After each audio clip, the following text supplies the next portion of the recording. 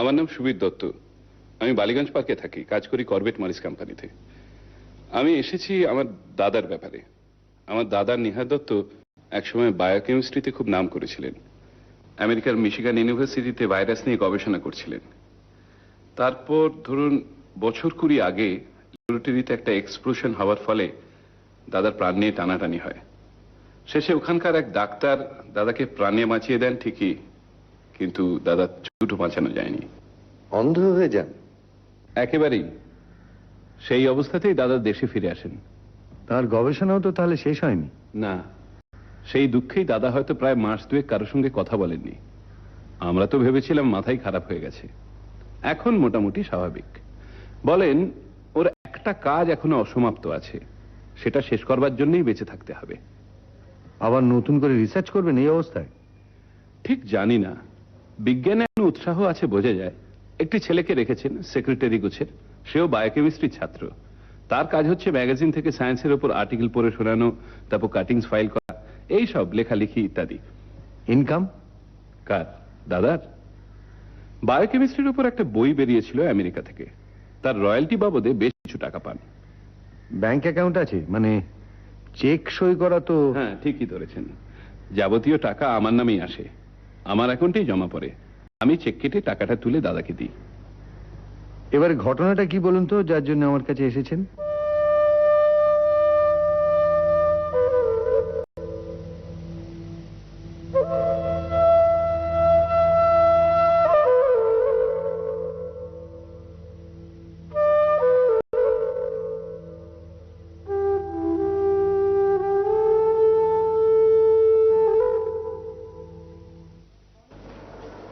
Good morning sir. Good morning. আজ একটু তাড়াতাড়ি এলে মনে হচ্ছে। 9টা তো বোধহয় বাজেনি এখন। না, 5 মিনিট বাকি। এ কি, এই অবস্থা কি করে হলো? কি হলো রণজিৎ? আশ্চর্য, কেউ লক্ষ্য করে? কি লক্ষ্য করবে? এ কি, ঘরের অবস্থা, কাগজপত্র বইগুলো সব ওলট পালট, নিজেরাই গুছিয়ে রেখে গেলাম কালকে। দ্বারগুলো খোলা। আশ্চর্য। কমুদি, কমুদি!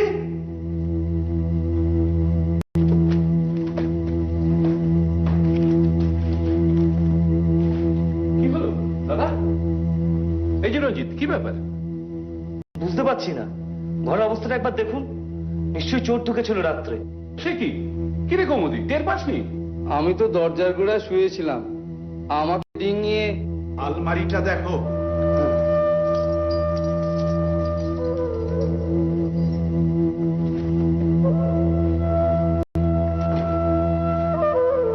দেখুন দেখুন, খোলার চেষ্টা হয়েছিল, স্পষ্ট বোঝা যাচ্ছে।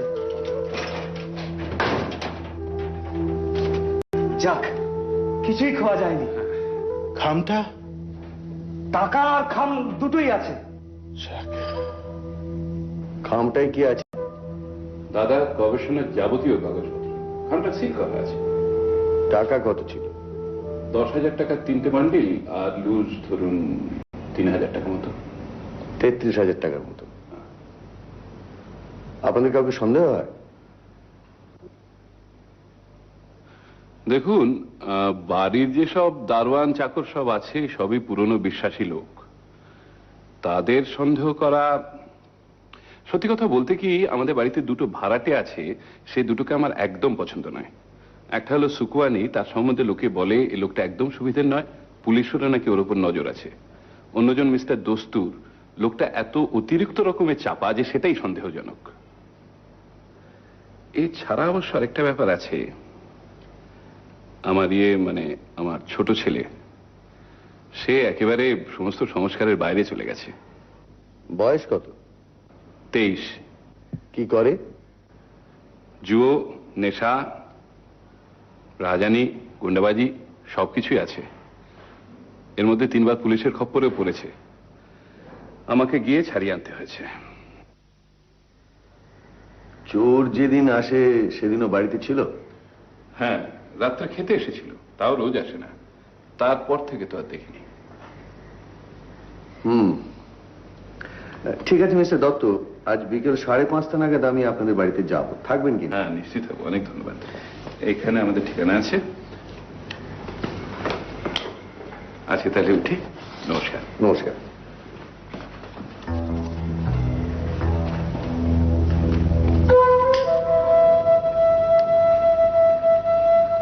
কি ফেলুদা, কেসটা নিচ্ছ? কিছুই যখন চুরি হয়নি তখন এটা কি কেস বলা যায় রে? না, তা অবশ্য বলা যায় না, তবে তবে দেখতে আপত্তি নেই। তাহলে আমরা আজকে যাচ্ছি বালিগঞ্জ পার্কে। নিশ্চয়ই, কথা যখন দিয়েছি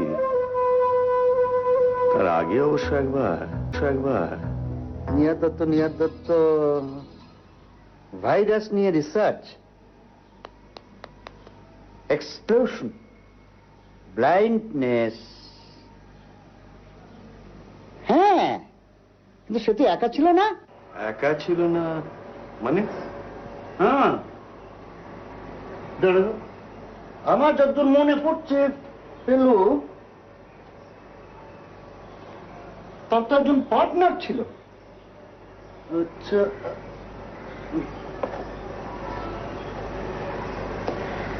হ্যাঁ হ্যাঁ, 71।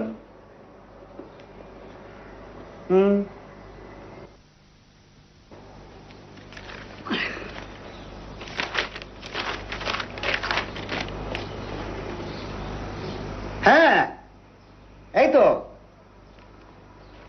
তো খবরে যেটুকু পাওয়া যাচ্ছে ফেলু 1971-এ যখন অ্যাক্সিডেন্টটা হয় তখন নিহার দত্তর সঙ্গে কাজ করছিলেন আর একজন বাঙালি বায়োকেমিস্ট, নামটা সুপ্রকাশ চৌধুরী। হ্যাঁ হ্যাঁ, অ্যাক্সিডেন্টে চৌধুরীর কোনো ক্ষতি হয়নি, ও ছিল ঘরের অন্যদিকে। এই চৌধুরীর লোকটির জন্যই নাকি নিহার দত্ত নিশ্চিত মৃত্যুর হাত থেকে বেঁচে যায়। আগুন নেবানো, তৎক্ষণাৎ হাসপাতালে পাঠানো, সব করেন এই চৌধুরী। আচ্ছা, এই সুপ্রকাশ চৌধুরী এখন? তা জানি না, সে খবর তুমি আমার কাছে পাবে না। এদের জীবনে উল্লেখযোগ্য কিছু ঘটলে যদি সেটা খবরের কাগজে স্থান পায় তাহলে আমার নজরে পড়ে। আমি তো যেচে কারো খবর নিই না ফেলু। ঠিক আছে, সেটা যাটা আপাতত এতেই হবে। হ্যাঁ,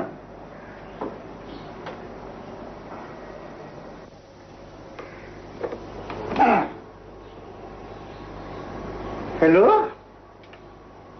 কেসটা কোন দিকে? গোলকধাম 7-1 বালিগঞ্জ পার্ক, কলকাতা 7,19,000। আমার ঠাকুরদার নাম ছিল গোলক বিহারী দত্ত। এই বাড়িটা ওনারই করা। তারপরে 80 বছর হলো। আপনার ঠাকুরদা কি করতেন?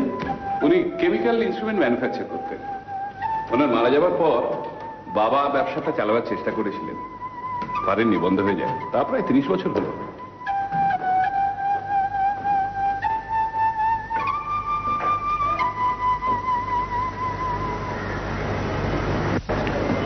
দাদা, ওরা এসে গেছেন। আমার দাদা নিহার দত্ত।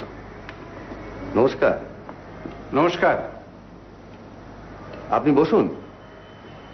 আমি প্রদোষ মিত্র। ফেলুদা। আর ডান দিকে তপেশ, আমার কাজিন। নমস্কার। মিস্টার মিত্তির বোধহয় আমার চেয়ে ইঞ্চি 4 লম্বা হবেন, প্রায় 6 ফুট। আর কাজিনটি বোধ করি 5'5", 5.5.5 হবে। আমার 5 5.5। বসুন মিত্তি মশাই। তুমিও বসো ভাই।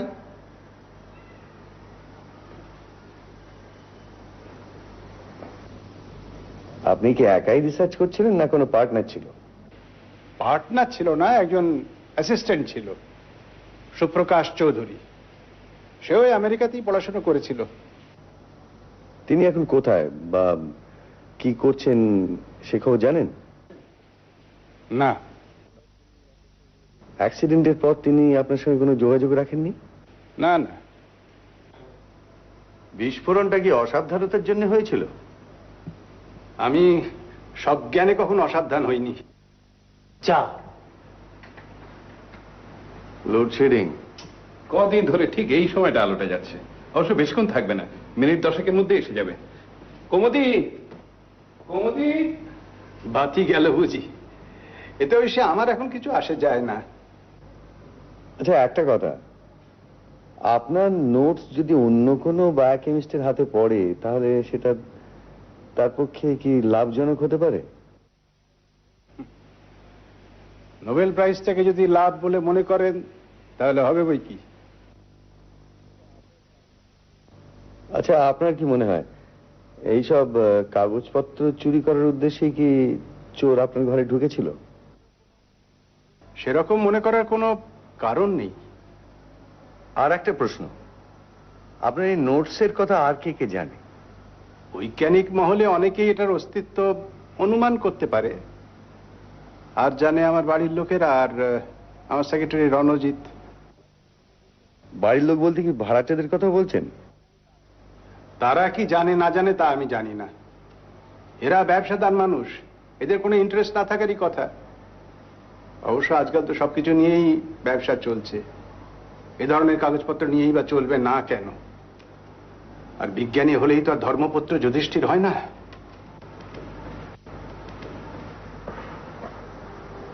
যাক, তাহলে এবারে আপনার বেডরুমটা একবার দেখা যায়।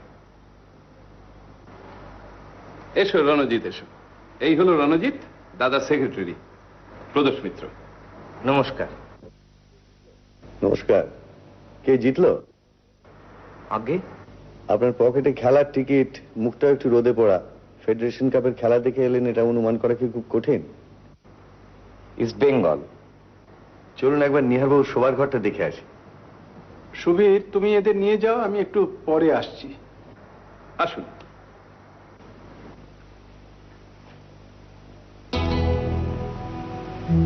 কৌমুদি,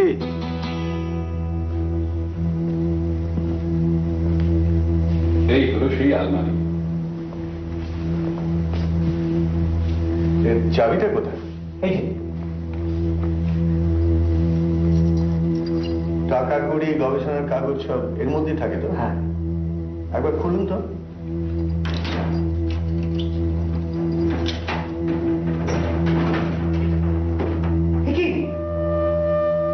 কি করে হয়?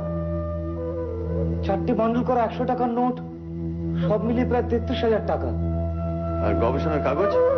কি ব্যাপার রঞ্জিত, পেপারস তো নেই? কি জানি, আমি তো কিছুই বুঝতে পারছি না। আজ সকালেও তো। তার মানে মিনিট 10-এর মধ্যে, অর্থাৎ ওই লোডশেডিং এর ভেতরেই চুরিটা হয়েছে। আমরা যখন বসার ঘরে ছিলাম, টেলিফোন। এই যে হ্যাঁ।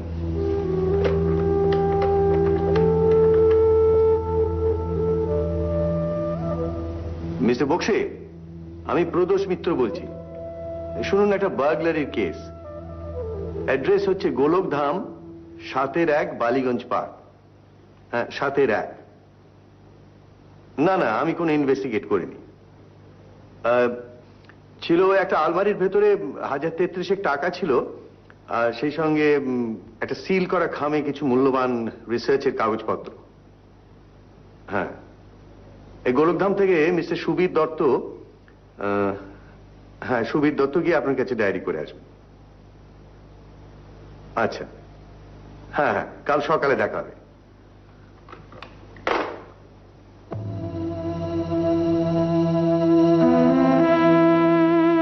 গোয়েন্দার নাকের সামনে দিয়ে নিয়ে বেরিয়ে গেল।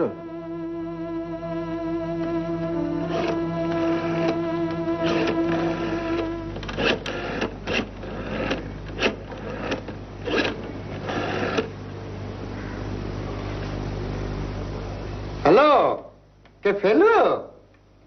শোনো ফেলু, হ্যাঁ আমি সিধু জাটা। সকালে তুমি এলে, আমি তোমাকে পুরো ইনফরমেশনটা দিতে পারলুম না। এস চৌধুরী নামে একজন বায়োকেমিস্টের আমি হদিশ পেয়েছি। 1975-এ মেক্সিকোতে একটা ড্রাগ কোম্পানিতে পুলিশ রেড হয়, তাতে একজন বাঙালি বায়োকেমিস্ট ধরা পড়ে, নাম এস চৌধুরী। এই ভেজাল ড্রাগের ব্যবসা করত, মারাত্মক সমস্ত ব্যাধি দেখা দিয়েছিল, লোকটা জেল হয়। আমি জানি না দুটো লোক একই লোক কিনা। মনে হচ্ছে একই লোক। আসলে ওই সুপ্রকাশ চৌধুরীর নামটা মাথার মধ্যে ঘোরাঘুরি করছিল তো, আমি ঠিক কানেক্ট করতে পারছিলাম না হে এস চৌধুরীর সঙ্গে। যাই হোক, তুমি একটা জিনিস নিশ্চয়ই লক্ষ্য করেছো ফেলু, যেখানেই ভেজাল সেখানেই ভারতীয়। হ্যাঁ,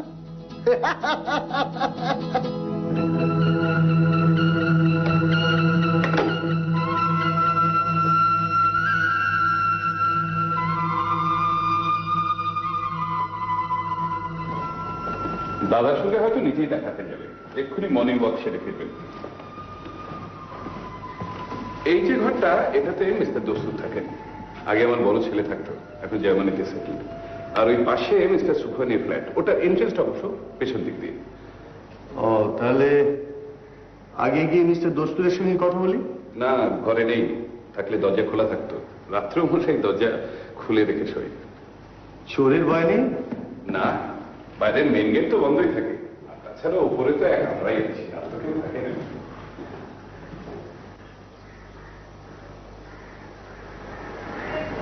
এই দিকটা হলো সুখানির এন্ট্রেন্স। সুখানি ওর ফ্ল্যাটের ভেতরটা নিজেই রিনোভেট করে নিয়েছে।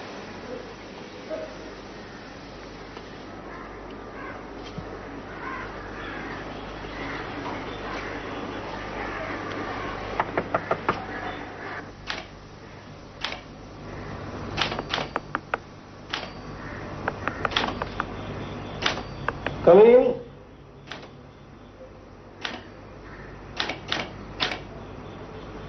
আরে আছেন আছেন মিস্টার দত্ত, আছেন। আমি সব শুনলাম। আপনি তো মিস্টার মিত্র। নমস্তে, কালকে এসেছিলেন। বাবা, আপনার ফ্ল্যাট তো একদম ভোল পাল্টে দিয়েছেন, বাইরে থেকে দেখলে বোঝাই যায় না। হ্যাঁ, বসেন বসেন। দেখুন মিস্টার দত্ত, আমার ঘর ভর্তি সব ভ্যালুয়েবল জিনিস, और इसलिए চোরের কথা শুনলে না আমার বুকের ভিতরে কাঁপে। আর ফির সন্ধ্যা বেলা যখন দুতলা উপরে উঠে চুরি করে নিয়ে গেল, তখন অন্য সময় হলে তো বাপ রে।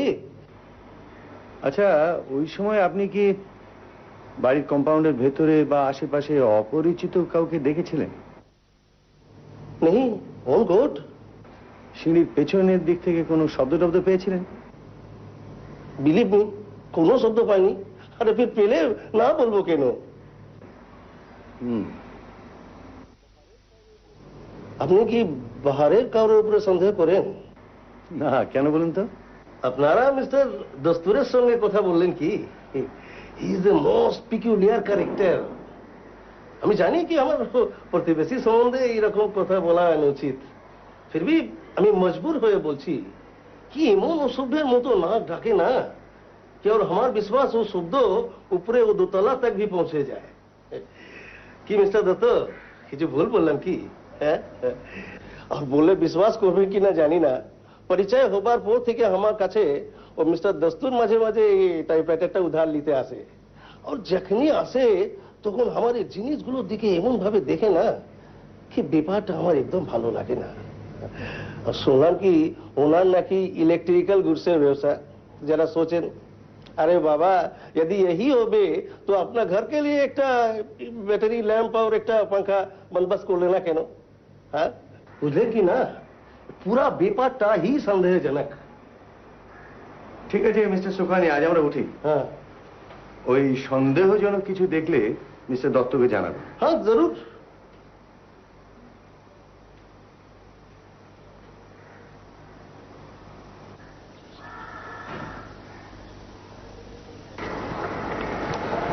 তাহলে বাকি রইলেন mister দোস্তু।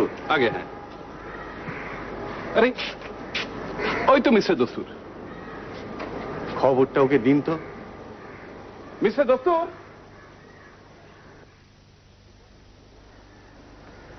Good morning mister. Good morning mister Datta. আপনাকে একটা খবর দেওয়ার আছে। এই বাড়ির বাসিন্দা হিসেবে আপনাকে জানানো দরকার যে গতকাল দাদার ঘরে বেশ বড় রকমের একটা চুরি হয়ে গেছে। বেশ কয়েক হাজার টাকা এবং তার চেয়েও বেশি মূল্যবান দাদার সব গবেষণার কাগজপত্র। My goodness, your brother must be terribly upset. Thank god যে আমার ঘরে কোনো ভ্যালুয়েবল জিনিস নেই। It's me mister Dutta. আপনার ভাই এইমাত্র আপনার লসের কথাটা বললেন, আমি আপনাকে আমার সহানুভূতি জানাচ্ছি।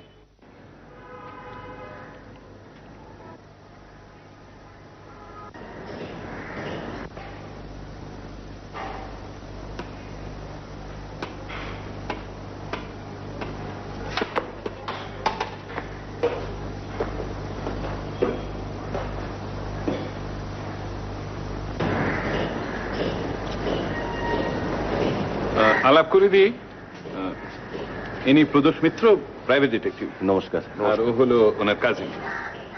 আপনার তো ইলেকট্রিক্যাল গুডসের ব্যবসা। ইলেকট্রিক্যাল? হ্যাঁ, সুখানি বলছিল। সুখমানি ওই রকমই বলে, ইলেকট্রিক্যাল না ইলেকট্রনিক্স। এই বছর খানেক হলো শুরু করেছি। একাই করছেন? না, আমার এক বন্ধুর সাথে পার্টনারশিপে।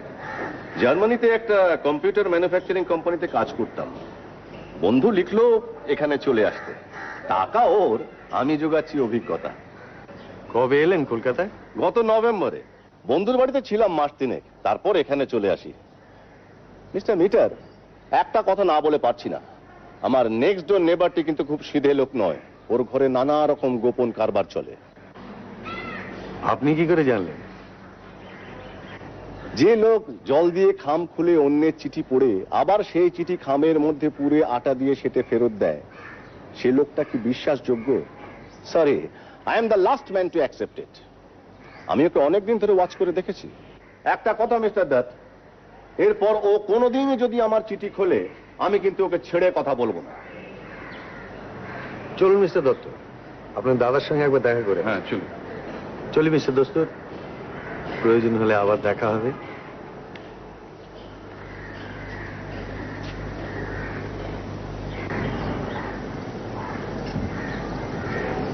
শব্দ আর স্পর্শ, এই দুটো নিয়ে তো কাটিয়ে দিলাম 20 বছর।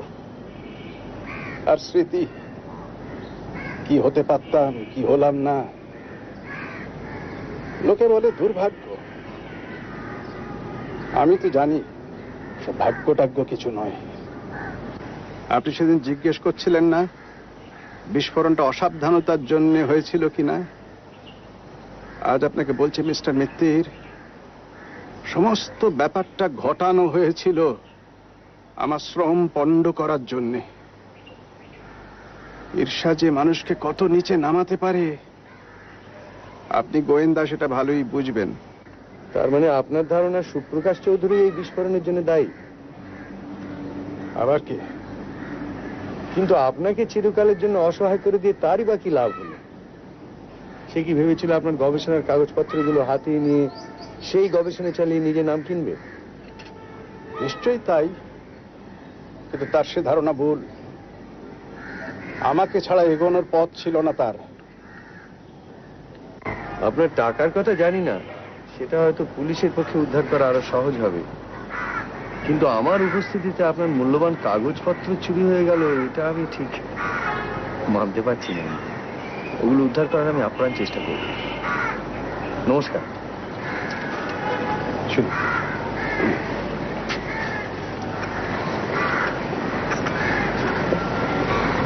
বৌদি, বাবু, আমার ঘুমের ওষুধটা ফুরিয়ে গেছে, আনিয়ে নিস।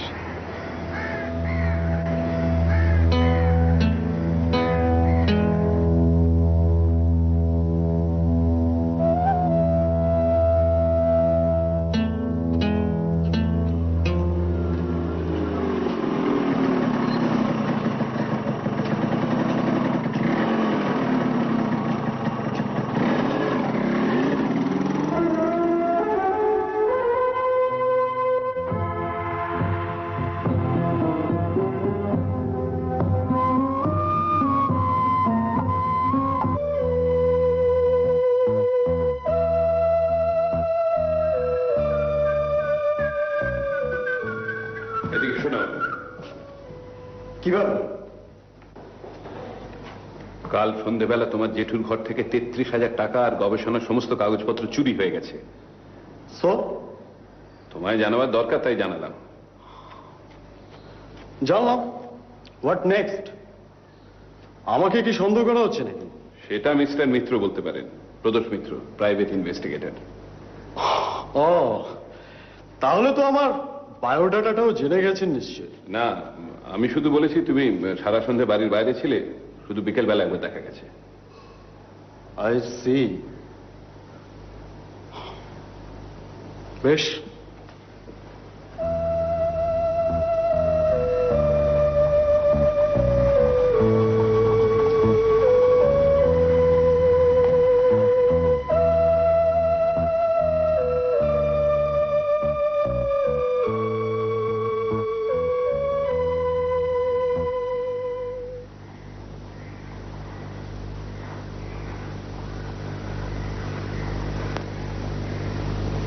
তোর কি ধারণা সুবীর বাবু ছেলে নিয়েছে? আর কে নেবে বলো? বাড়ির লোক যে নিয়েছে সে তো বোঝাই যাচ্ছে। দোস্তুর তো ছিলেনই না, আর সুখওয়ানিও চুরি করে ঘরে বসে থাকবে এটাও যেন কেমন লাগে। রঞ্জিত বাবুও এলেন চুরির পর, তাহলে চুরি করার সময় উপস্থিত ছিল সুবীর বাবু, তার ছেলে শঙ্কর আর চাকর বাকর। ধর মক্কেল নিজেই যদি কিছু করে থাকে? সুবীর বাবু মাথা ঠান্ডা করে চুরি হবার ঠিক আগের ঘটনাগুলো একটু ভাব।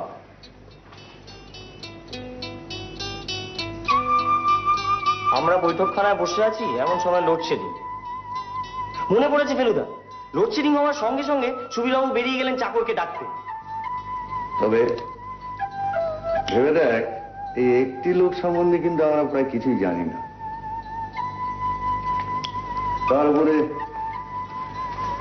বিভিন্ন কারণে ভদ্রলোকের যদি বাজারে খুব ধার দেনা থাকে, তাহলে তার পক্ষে টাকা নেওয়াটা খুব আশ্চর্য কি? কিন্তু উনি তো নিজেই এলেন তোমার কাছে তোমায় গোয়েন্দা অ্যাপয়েন্ট করতে, আর তাছাড়া নিজের গুণধর ছেলেটির সম্বন্ধে তো উনি নিজেই তোমায় বলেছেন। খুব উঁচু দরের ধরতে হলে তার পক্ষে ওইটা করে স্বাভাবিক, যাতে তার উপর সন্দেহটা না পড়ে। নে এখন উত্তরগুলো বের করতে। কে? ক। নিহার বাবুর প্রশ্ন। কে? খ। চোর কে? কি? নিহার বাবুর অসমাপ্ত কাজটা কি? কেন? চাবির গর্তের ধারে আঁচড়ের বাড়াবাড়ি কেন? কবে? সুপ্রকাশের সঙ্গে শেষ দেখা কবে? কোথায়? সুপ্রকাশ চৌধুরী এখন কোথায়?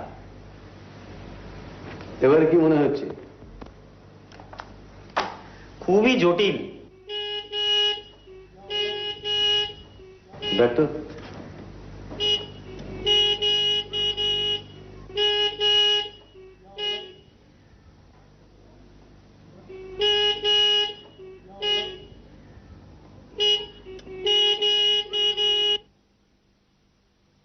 ফেলুদা,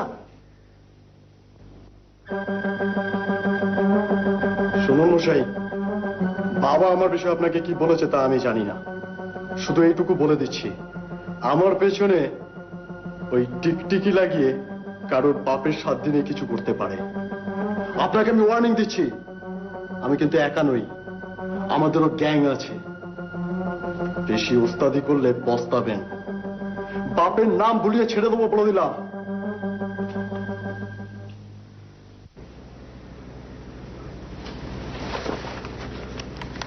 তুসে চল।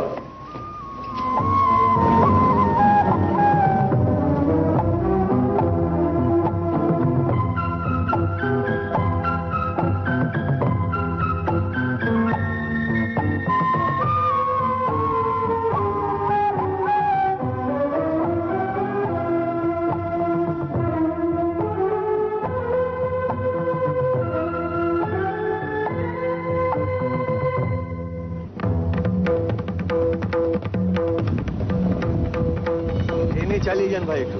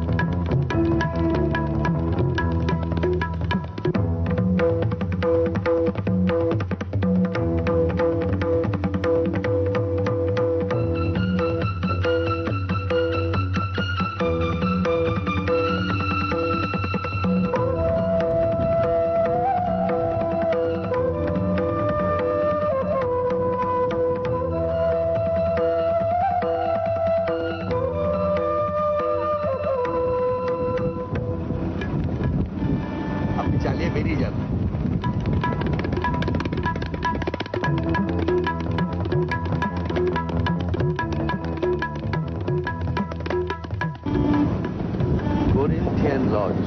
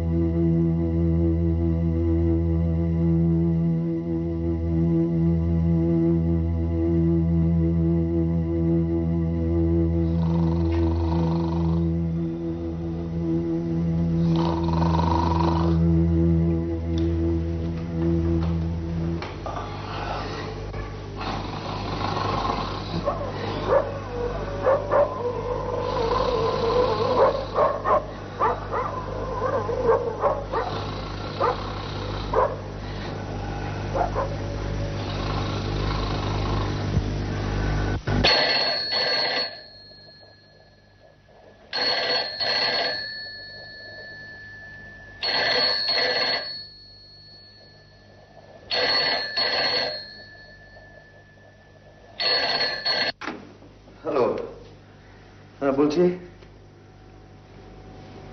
ও, আমি এক্ষুনি আসছি। হ্যাঁ, তোপসে তোপসে তৈরি হয় নে, গোলক ধামে খুন। ঘুমন্ত অবস্থায় মাথায় বাড়ি, একটা নয় অনেকগুলো। ডক্টর শর্মা এসেছিলেন, বললেন মনে হচ্ছে রাত 2টো থেকে 3টের মধ্যে সমস্ত ঘটনাটা ঘটেছে। অবশ্য পোস্টমর্টম রিপোর্ট না আসা পর্যন্ত কিছুই বলা যাচ্ছে না। লোকটা সম্বন্ধে কিছু জানা গেল? এখনো পর্যন্ত তো লোকটার সঠিক পরিচয় কিছুই পাওয়া যায়নি। টাকা পয়সা কিছু খাওয়া গিয়েছে? মনে তো হচ্ছে না, তবে 100 টাকা পাওয়া গিয়েছে ওয়ালেটের মধ্যে। বাড়িতে ক্যাশ বিশেষ রাখতো বলেই মনে হচ্ছে না, কিন্তু ব্যাংকের টাকা জমা দেওয়ার বই, চেক বই এসব কিছুই তো পাওয়া যাচ্ছে না। একটা সোনার ঘড়ি অবশ্য পাওয়া গেছে বালিশের পাশে। এখনো ভালো করে সার্চ করা হয়নি অবশ্য। মিস্টার মিত্র, একটা কথা, মিস্টার সুখানি কিন্তু বেজায় তন্ডি করছে। ওনার নাকি একটা জরুরি অ্যাপয়েন্টমেন্ট রয়েছে আজকে। আমি অবশ্য বলেছি জেরা না হওয়া পর্যন্ত কাউকে ছাড়া যাবে না। ঠিক আছে, আপনি গিয়ে সুখানিকে দেখুন, আমি ওপরটা একবার ঘুরে আসি। ঠিক আছে স্যার, হ্যাঁ, এই খামটা ওই খাটের নিচে গোয়া ছিল স্যার। এটা রিসার্চ পেপারটা বলে মনে হচ্ছে। দেখি দেখি। আমি আচ্ছা, এটা আমি এখন আমার কাছে রাখছি। আচ্ছা ঠিক আছে। আপনার ছেলে কাল আমার বাড়ি গিয়েছিল। কখন? 10:30 নাগাদ। এই এখান থেকে বেরিয়ে যাবার একটু বাদে দল বল নিয়ে আমাকে থ্রেট করে, আমি অবশ্য ফলো করে ওর আস্তানাটা চিনে এসেছি। আচ্ছা, আপনার দাদা জানেন দস্তুরের খবরটা? হ্যাঁ, তা জানেন। তবে দাদার মধ্যে কিরকম একটা যেন হাল ছেড়ে দেওয়া ভাব দেখছি। কোনো ব্যাপারে কোনো বিশেষ রিয়াকশন হচ্ছে না। আজকে তো সারাদিন চেয়ার থেকে ওঠেনি প্রায়। অবশ্য আমাদের ডাক্তার দেখে গেছেন। ডাক্তার কি বললেন? বললেন এতগুলি ঘটনা পরপর ঘটেছে, একটু শক পেয়েছেন, প্রেশারটাও একটু ওঠানামা করছে। কথা বলছেন কি? হ্যাঁ, তা বলছেন। দেখুন, আমি কিছু দেখিনি আর কিছু শুনিনি, ইসিলিয়ে কিছু বলতে পারবো না। বেশ, হ্যাঁ, তাহলে এই ডান্ডাটা আপনার কোন কাজে লাগে সেটা বলুন। দেখুন ইন্সপেক্টর, আপনি তো খুব ভালো করে জানেন কি আজকাল वो চোর বেগারা हर वक्त साथे একটা आर्म्स लिए ঘোরাফেরা করে। নাকামো করবেন না, যা বলতে চান সোজাসুজি বলুন। হ্যাঁ, ইসিলিয়ে সির্ফ আত্মরক্ষা করার জন্য কাল রাতে ও ডান্ডাটা আমি সাথে রেখেছিলাম। আপনি এই ডান্ডাটার শক্তি সম্পর্কে কিছু ধারণা করতে পারেন? হ্যাঁ, এটা দিয়ে মাথায় আঘাত করলে মৃত্যু অবধারিত। লেকিন আমি দস্তুরের মাথাতেও কিন্তু এইরকমই একটা ভারী জিনিস দিয়ে আঘাত করা হয়েছিল। ইয়েস স্যার, এই সেই চিকুটটা। Too much curiosity is not good. এটা কবে লিখেছেন? আমি তো আগে বলেছি এটা আমার লেখা না। এটা তো আপনার টাইপরাইটার থেকে লেখা। এর পরেও আপনি অস্বীকার করবেন? দেখুন, আমি তো আগে বলেছি আর এখনো বলছি কি বলেছেন? ও মিস্টার দস্তুর মাঝে মাঝে আমার কাছ থেকে টাইপরাইটারটা ধার করে নিয়ে যেত, ফির ও নিজের জন্য হয়তো টাইপ করে থাকবে, আর ফির যখন কাজে লাগলো না তখন ওটাকে ও দোলা করে ও জানলা দিয়ে ফেলে দিল। মিস্টার শুক্রানি, দস্তুরের ঘরে কিন্তু কাগজ ফেলার একটা জায়গা রয়েছে।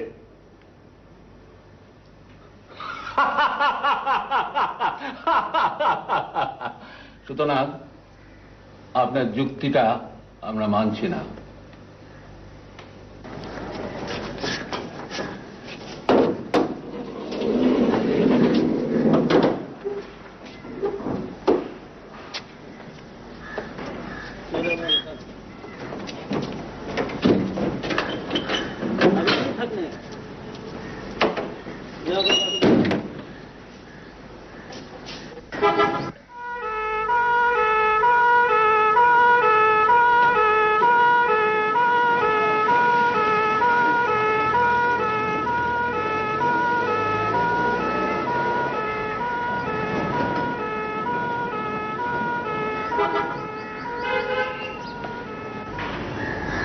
ঠিকই বলেছিস, সুখওয়ানিকে দস্তুরের ঘরে যেতে গেলে একেবারে বাগান ঘুরে সামনে এসে সদর দরজা দিয়ে ঢুকতে হয়। কিন্তু মেন গেট তো মাঝরাত্রিরে বন্ধ থাকে। XYZ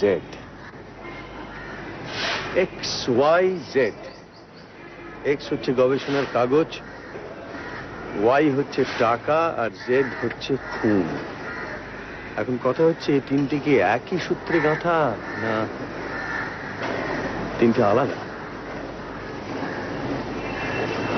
আমার মনে হয় ফেলুদা, এই সুপ্রকাশ চৌধুরী এতদিন দস্তুর সেজে নিহার বাবুর বাড়িতে ভাড়াটে হয়েছিল। না, স্বীকার করতেই হচ্ছে আজকাল তো চিন্তায় মাঝে মাঝে বেশ ঝিলিক দিচ্ছে।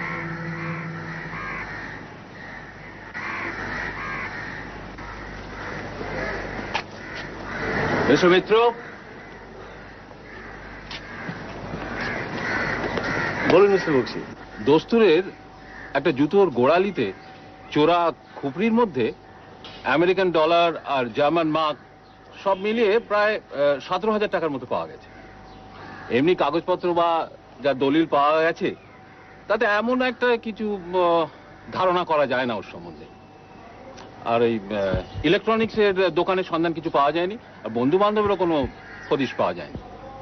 এমনি প্রায় চিঠিপত্র কিছু ছিলই না বলতে পারেন। শুধু একটা চিঠি আর্জেন্টিনা থেকে লেখা, একেবারে পার্সোনাল চিঠি।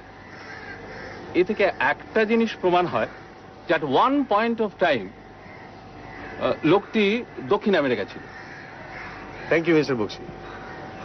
মিস্টার আলী, কোরিন্থান লজের ঘটনাটা? হ্যাঁ, ম্যানেজার কিন্তু ফটোটা দেখেই শঙ্করকে চিনতে পেরেছে। বললে শঙ্কর নাকি সাঙ্গপাঙ্গ সমেত কাল একটা ঘর ভাড়া নিয়ে সারা রাত জুয়া খেলেছে আর নেশা করেছে, আর সকালবেলা হোটেলের পাওনা না মিটিয়ে চলে গেছে।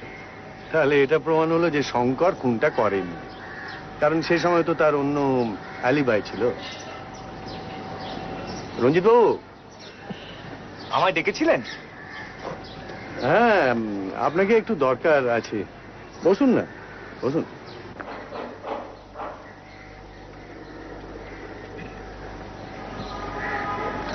দেখুন তো রঞ্জিত বাবু, এই খামটা চিনতে পারেন কিনা? এটা দস্তুরের ঘরে পাওয়া গিয়েছে। হ্যাঁ হ্যাঁ, এই খামটাই চুরি হয়েছিল। দস্তুর যে তলায় তলায়। বুঝলি তোপসে, এই ইংরেজি হরফ একটা আশ্চর্য ব্যাপার। বাংলায় যেখানে মাত্র 10-12 রকমের হরফের ধাঁচ আছে, ইংরেজিতে সেখানে আছে কমপক্ষে 2000। একবার একটা তদন্তর ব্যাপারে এইসব জিনিসগুলো আমাকে একটু জানতে হয়েছে। হরফের কিন্তু আলাদা আলাদা শ্রেণী আছে, জাত আছে, এবং প্রত্যেক শ্রেণীর আলাদা আলাদা নাম আছে। যেমন এই হরফটার নাম হলো গ্যারামার। এই গ্যারামান টাইপের উদ্ভব হয়েছিল ফ্রান্সে 16 শতাব্দীতে। তারপরে এই টাইপটা সমস্ত পৃথিবীতে ছড়িয়ে পড়ে এবং প্রত্যেক দেশের নিজস্ব কারখানায় এই টাইপ তৈরি হয়ে থাকে। এখন ভারতবর্ষতেও হচ্ছে, কিন্তু একটু ভালো করে দেখলে বোঝা যায় যে প্রত্যেক দেশের গ্যারামান টাইপের মধ্যে কিন্তু একটু একটু করে তফাৎ আছে। সেটা এর এই এক একটা অক্ষরের গড়ন দেখলে বোঝা যায়। যেমন এই গ্যারামান টাইপটা হওয়া উচিত ছিল আমেরিকান গ্যারামান, তা না হয়ে এটা হয়ে গেছে ইন্ডিয়ান গ্যারামান, বা বলা চলতে পারে প্রায় ক্যালকাটা গ্যারামান। রণজিৎ বাবু, এই খামটা আমি খুলতে বাধ্য হচ্ছি। না না নিহার বাবু, পারমিশন না নিয়ে।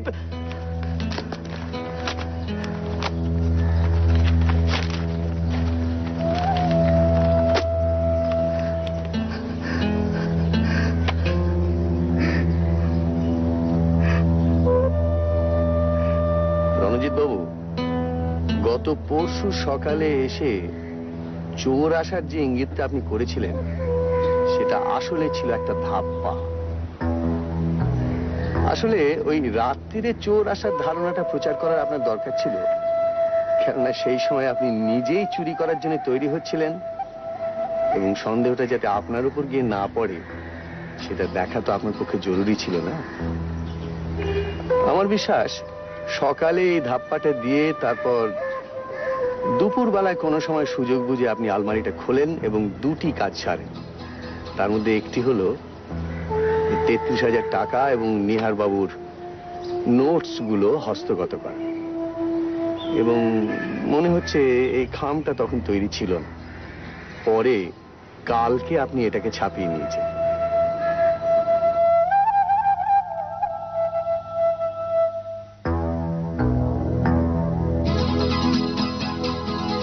কাল সকালে দস্তুরের গলা শুনে নিহারবাবু ওকে সুপ্রকাশ চৌধুরী বলে চিনতে পারেন। আমাকে বললেন 20 বছর পরে লোকটার লোভ আবার মাথা ছাড়া দিয়ে উঠেছে, আমার কাগজপত্র ওই সরিয়েছে। তখন বুঝেছি, তখন আপনি ভাবলেন যে দস্তুরের ঘাড়ে চুরিটা চাপানোর এই হলো সুযোগ। আমার মাফ করবেন, আমি ফেরত দিয়ে দেবো। আপনি আমার সঙ্গে কাউকে পাঠিয়ে দিন, টাকার কাগজপত্র আমি এক্ষুনি ফেরত দিয়ে দিচ্ছি মিস্টার মিত্র। আমি লোভ সামলাতে পারিনি, সত্যি বলছি, আমি লোভ সামলাতে পারিনি। দয়া করে নিয়ে বাবুকে কথাগুলো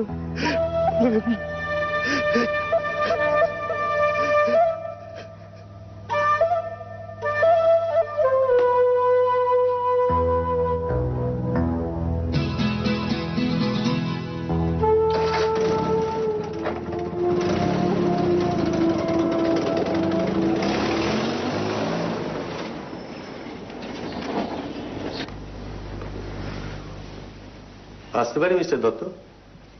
আসুন মিস্টার মিত্তির।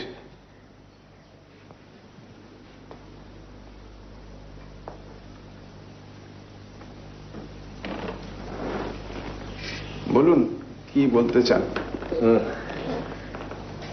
রিসার্চের কাগজগুলো ফেরত পেয়ে এখন নিশ্চয়ই খানিকটা নিশ্চিন্ত বোধ করছেন। ওগুলোর আর বিশেষ কোনো মূল্য নেই আমার কাছে।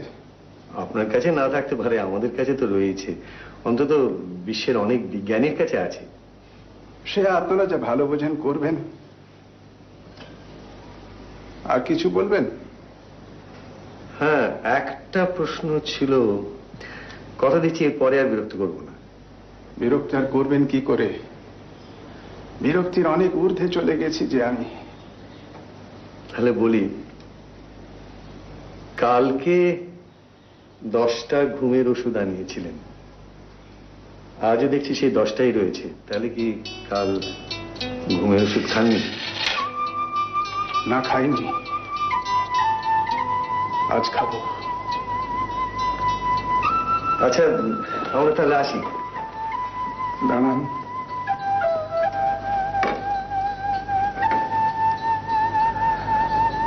আপনি বুঝবেন, আপনার দৃষ্টি আছে।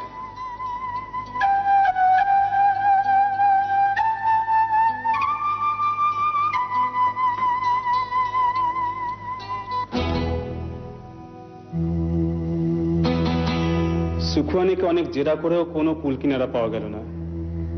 আশ্চর্য, মিস্টার মিত্র ওই দিনই ফোন করে জানালেন যে সুখুয়ানি ইজ ইনোসেন্ট। কি করে যে এমন কনক্লুশনে পৌঁছলেন ঠিক বুঝতে পারছি না তো।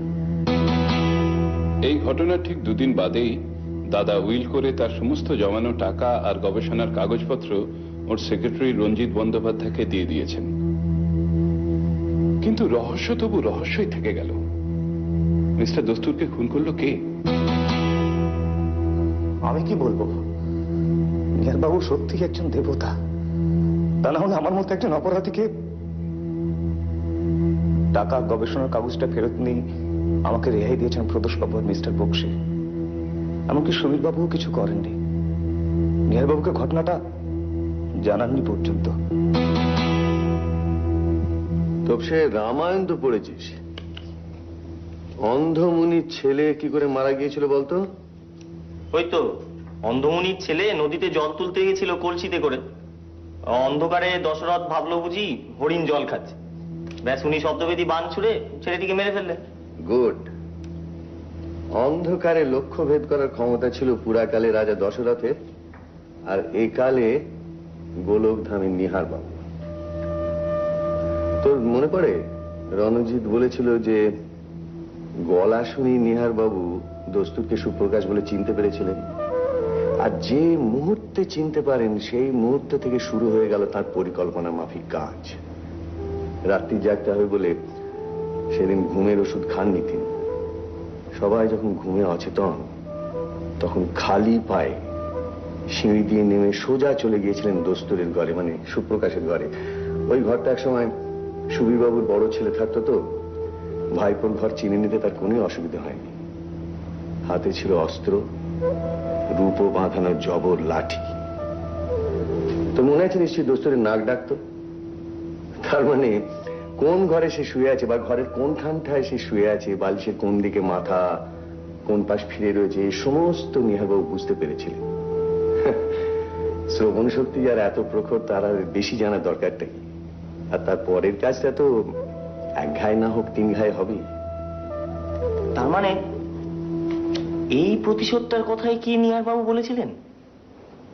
হ্যাঁ, প্রতিশোধ, অসমাপ্ত কাজ, জিঘাংসা। এই জিঘাংসাই নিহার বাবুকে এতদিন বাঁচিয়ে রেখেছিল।